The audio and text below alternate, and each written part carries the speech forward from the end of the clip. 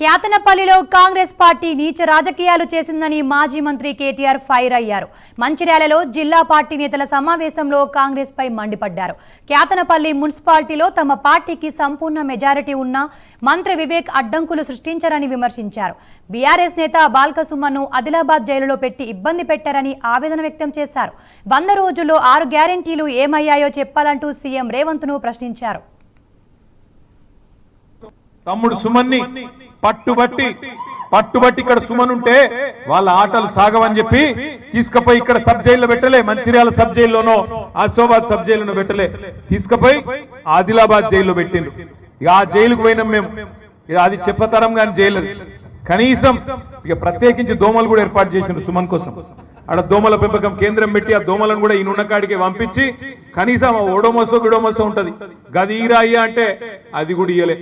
ఆఖరికి టేబుల్ లేదు, ఫ్యాను లేదు, ఘోరాతి ఘోరమైన పరిస్థితుల్లో 16 రోజుల పాటు చివరికి ఆరోగ్యం దెబ్బతిని మందులు తెప్పియమంటే మందులు కూడా తెప్పియకుండా నీచంగా నికృష్టంగా ఒక మున్సిపాలిటీ కోసం నిజంగా సుమన్ని అడుక్కుంటే వివేక్ ఫోన్ చేసి తమ్మి జర నాకు ఇజ్జత్ పోతాంది జర ఇయ్యి అంటే మావాడే వారేస్తుండేది, పెద్ద ముచ్చట కూడా కాదు.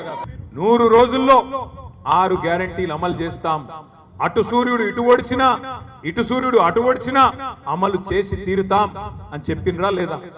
100 రోజుల్లోనే అన్ని చేస్తామని చెప్పారు. అదొక్కటే కాదు, నవంబర్లో తీసుకుంటే 2000, డిసెంబర్లో తీసుకుంటే 4000, నవంబర్లో తీసుకుంటే రైతు బంధు 10,000 వస్తుంది, డిసెంబర్లో తీసుకుంటే 15,000 వస్తుంది అని చెప్పి నమ్మబలికి మరి గద్దెనెక్కింది మీరు. 3 నెలల్లో పిల్లలు పుట్టారంటున్న ముఖ్యమంత్రి గారు 30 నెలలు అవుతుంది. మరి ఇప్పుడు పిల్లలు పుట్టకపోతే నీకేం పేరు పెట్టాలి, నేనేమని పిలవాలని చెప్పి నేను అడుగుతా ఉన్నా. 30 నెలలు అయింది కదా, 30 నెలలకు కూడా మరి